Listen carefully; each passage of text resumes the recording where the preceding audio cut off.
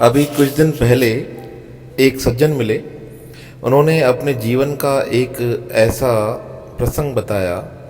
वह कहने लगे, आज से 8 साल पहले की बात है।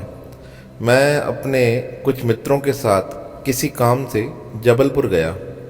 जबलपुर में धुआंधार है। धुआंधार वह स्थान है जहाँ पर नर्मदा नदी का पानी विस्तार से बहता है और बहुत तेज प्रवाह के साथ नीचे गिरता है। कहने लगे, मैं वहाँ घूमने गया, नाव में बैठे थे, तो हम जैसे ही नाव को चढ़ने के लिए जा रहे थे तो वहाँ बीच में बहुत से लोग हैं जो मूर्तियाँ बनाते हैं। वहाँ पे एक मूर्ति थी माँ भगवती की, माँ दुर्गा की मूर्ति कहिए। उस मूर्ति को देखकर मेरे मन में बड़ा उत्साह हुआ। मैंने सोचा, यह मूर्ति अगर मुझे मिल जाए तो मैं घर जाकर इसे स्थापित कर दूं। और ऐसा सोचकर मैंने उस मूर्ति वाले से पूछा, मुझे यह मूर्ति तुम दे सकते हो? उसने कहा, बाबूजी दे देंगे। मैंने उससे उसका प्राइस पूछा तो उसने कहा, इसके 18,000 रुपये। तो मैंने उनसे कहा कि इतने रुपए तो मैं नहीं दे सकता और ना ही इस समय मेरे पास इतने रुपए हैं। अगर कुछ कम कर सकते हो तो हम हिसाब बैठा सकते हैं। तो मेरे एक मित्र थे, उन्होंने कहा, यह कच्चे मार्बल की मूर्ति है, तुम यहाँ से लेकर जाओगे, हो सकता है टूट जाए। तब मैंने उनसे कहा, नहीं, मेरा तो इसके प्रति एक भाव आ गया है, मुझे यह लेकर जानी है। तब उन्होंने कहा, जैसे तुम्हारी इच्छा, अभी तो हम चलते हैं, थोड़ा चक्कर लगा कर आते हैं। ऐसा सोचकर हम चक्कर लगाने चले गए नाव में बैठकर। वह स्थान बहुत सुरम्य स्थान था, बहुत सुंदर स्थान था। हम नाव में बैठकर चक्कर लगा रहे थे, तभी अचानक से पीछे से एक दूसरी नाव आई। वह नाव आकर हमारी नाव से भिड़ी। जैसे ही वह नाव हमारी नाव से भिड़ी तो हमारी नाव में धीरे धीरे पानी आने लगा और उस पानी को देखकर हमारा नाविक जो नाव चला रहा था वह चिल्लाने लगा, अरे संभाल कर बैठना, संभाल कर बैठना, अभी हमें यहीं से मुड़ना पड़ेगा क्योंकि हम दूर नहीं जा सकते, नहीं तो यह नाव डूब जाएगी। उस नाव में उस समय 8-10 लोग और भी बैठे हुए थे। उसने नाव जल्दी से घुमाई और धीरे धीरे प्रयास करके वह नाव को उस किनारे लाने का प्रयास कर रहा था जहाँ से हम चढ़े थे। लेकिन जैसे ही नाव वापस आ रही थी तभी अचानक कुछ ऐसा घटित हुआ हमारे साथ जिसने हमारे मन को झकझोर के रख दिया। कहते हैं कभी कभी उस स्थान पर पत्थर भी टकरा जाते हैं। जैसे ही वह नाव मोड़ रहा था, अचानक से उसने नाव मोड़ी और कुछ ऐसा कोई पत्थर आकर हमारी नाव को लगा जो बड़े तेज प्रवाह से और पानी हमारी नाव में आने लगा। अब नाविक तो नाव चला रहा था, हम सोच रहे थे उसमें से कुछ लोगों को तैरना आता था, कुछ को नहीं भी आता था, लेकिन सब चाहते थे कि हम जल्दी पहुंच जाएं। हमने थोड़ा थोड़ा प्रयास किया, नाविक ने प्रयास किया, पीछे से दूसरा नाव वाला भी हमारी सहायता करने आ गया, पर नाव में पानी इतना भरने लगा, हमारी टांगें डूबने लगी। हम तो भय से कांपने लगे, हो सकता है आज ही प्राणांत हो जाएगा। लेकिन जैसे ही हमारी नाव चल रही थी उसी समय एक ऐसी नाव गुजरी उस स्थान से जिसमें सिंगल एक स्त्री बैठी थी। उस स्त्री को देखकर सब हैरान थे। उसने साड़ी पहन रखी थी, बहुत सुंदर। वह हमारी नाव के नज़दीक आई और उसने अपने हाथों से हमारी नाव को पकड़ा और कहने लगी, बाबूजी आ जाओ। ऐसा कहकर बड़े प्रवाह के साथ वह हमारी नाव को खींचने लगी। अब हम सब हैरान थे, एक स्त्री साधारण सी यह नाव को कैसे खींच कर लेकर जा सकती है। लेकिन उस समय हमें कुछ भी समझ नहीं आ रहा था। वह हमारी नाव को खींच कर लेकर गई और किनारे तक पहुंचाया और हमसे कहा, अब उतर जाओ। हम जैसे ही उतरने लगे, जैसे ही आखिरी यात्री उतरा और हमारी नाव पानी में डूबने लगी।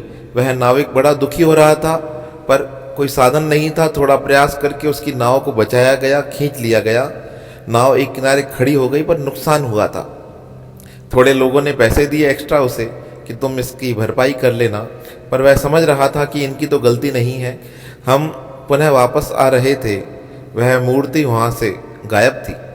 मैंने उन भैया से पूछा, वह मूर्ति कहाँ गई? तब उन्होंने कहा, वो तो चली गई। तो मैंने पूछा, कहाँ चली गई? मैंने कहा, तुमसे लेनी है मुझे।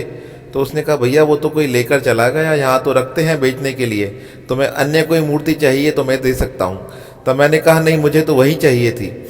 अब उसने जवाब दिया, वो तो चली गई है, अब तो वो तो नहीं मिल सकती है। ऐसा कहकर मैं भी ऊपर की ओर जाने लगा। मैंने सोचा हो सकता है भगवान की इच्छा ना हो मेरे पास आने की। ऐसा सोचकर मैं वापस अपने घर आ गया।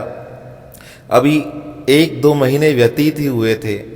अचानक से एक मित्र मेरे घर आए और मुझसे कहने लगे, भैया मैं तुम्हारे लिए एक बहुत अनमोल उपहार लेकर आया हूँ। मैंने कहा, ऐसा कौन सा दिन है जो मेरे लिए उपहार लेकर आए हो? तब उन्होंने कहा, पता नहीं, आज मार्ग से आ रहा था, सोचा जा रहा हूँ आपके घर तो कुछ लेकर आऊँ, तो ऐसा सोचकर मैं आपके लिए उपहार लेकर आया हूँ। और उन्होंने मुझे अपने हाथ में एक उपहार पकड़ा दिया। जैसे ही मैंने उस उपहार को खोला तो देखकर हैरान हो गया।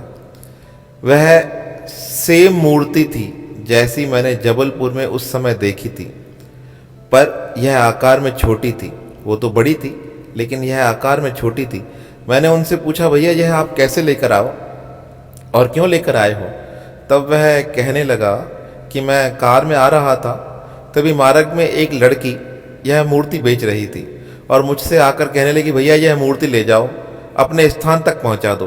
तो मैंने उससे कहा, मैं तो अपने दोस्त के घर मिलने जा रहा हूँ, कौन से स्थान पर नहीं जा रहा हूँ, मैं अपने घर नहीं जा रहा हूँ। तब वह कहने लगी, भैया लेके जाओ, उनके घर ही लेकर जाओ, वह बड़े भाव से रख देंगे, पूजा करेंगे, लेकर जाओ। तब मैंने उसे बहुत मना किया, मुझे ज़रूरत नहीं है। वह कहने लगी, वैसे तो यह 2000 की है, पर मैं तुम्हें 500 में दे रही हूँ, लेकर जाओ। मैंने कहा, नहीं 500 में नहीं चाहिए। तब उसने 400 में मुझे दे दी। कहने लगी, लेकर जाओ, थोड़ा मेरा भी भला हो जाएगा। और पता है जाते जाते उसने क्या कहा, यह मूर्ति ले जाओ, इसे देखकर तुम्हारा मित्र खुश हो जाएगा। अगर वह खुश नहीं हो, उसके मन में ग्लानि आ जाए, तो तुम मुझे भले बुरा भला कह देना। अगर वह खुश हो जाए तो मेरे लिए वहीं से प्रार्थना कर देना। इस प्रकार उसने बहुत जिद करके मुझे मूर्ति दी और मुझे यह भी कहा, तुम लेकर जाओ, तुम्हारा मित्र अवश्य प्रसन्न हो जाएगा। और ऐसा कहकर उसने मुझे यह मूर्ति दी, मैं तुम्हारे पास लेकर आया हूँ। जैसे ही मेरे मित्र ने मुझे मूर्ति दी, मैंने उसे आँखों पर लगाया और आँखों पे लगाते ही मुझे रोना आ गया। मैंने अपने मित्र से कहा, कुछ दिन पूर्व मैं जबलपुर गया था, वहाँ पे इस प्रकार मूर्तियाँ बन रही थी। उन्हें देखकर मेरे मन में आकर्षण हुआ कि ऐसी मूर्ति मैं भी लेकर जाऊँ, पर उस समय मैं ले न सका क्योंकि उस मूर्ति को और कोई लेकर चला गया था। लेकिन आज तुम कह रहे हो, सामने से एक कन्या आई, उसने मूर्ति दी और मूर्ति लाकर मुझे कहा, लेकर जाओ, वह अच्छे से सेवा करेंगे, संभाल करेंगे और तुम्हारे मित्र खुश हो जाएंगे। तो हकीकत है, मैं इस मूर्ति को देखकर बड़ा प्रसन्न हुआ हूँ। साक्षात माँ भगवती स्वयं चलकर मेरे पास आई है, इससे बड़ा और अच्छा क्या हो सकता है। मित्र ने जब यह सारी बात सुनी, वह बड़ा आश्चर्यचकित हो गया। कहा, ऐसे कैसे हो सकता है? तब मैंने उसे वह बात बताई कि हम जब जबलपुर गए थे, हम धुआंधार घूमने गए थे। वहाँ पर हमारी नाव से एक अन्य नाव टकरा गई थी और उस समय एक अचानक से स्त्री प्रकट हुई। वह स्त्री इतनी बलवान थी, उस अकेली स्त्री ने अपने हाथों से हमारी नाव को खींचकर किनारे लाकर खड़ा कर दिया था। हम बड़े हैरान थे, वह कैसे लेकर आई है उस नाव को। तुम्हें क्या बताएं भैया, जब तक वह हमारे सामने थी, हम कुछ समझ नहीं पा रहे थे। जैसे ही उसने हमें किनारे पर उतारा और किनारे पे उतारने के बाद जैसे ही हमने सोचा हम उसको कुछ पैसे दें, उसका भला हो जाए, तब तक वह स्त्री वहाँ से अंतर ध्यान हो गई थी। हम सब सोचकर हैरान हो गए, ऐसा कैसे हो सकता है, कहाँ चली जाएगी? अभी तो नाव खड़ी थी, पर ना वहाँ हमें वह नाव दिखाई दी, ना वह स्त्री दिखाई दी। हमने उस नाविक से पूछा, इस प्रकार हमने तो यहाँ पे सारे लोग ही देखे हैं नाव चलाते हुए, या स्त्रियाँ भी नाव चलाती हैं? तब नाविक बोलने लगा, यहाँ तो कोई स्त्री नहीं थी और हमारे यहाँ स्त्रियों को नाव चलाने का ऐसा कोई रिवाज भी नहीं है। यह स्त्री तो हमने पहली बार देखी जो नाव चलाकर हमें बचाने आ गई। कहा, मुझे लगा कि पता नहीं कोई नहीं आया होगा इसलिए यह आ गई है, पर सच्ची में मुझे पता नहीं है। नाविक ने इस प्रकार कहकर इस बात को हमें बता दिया।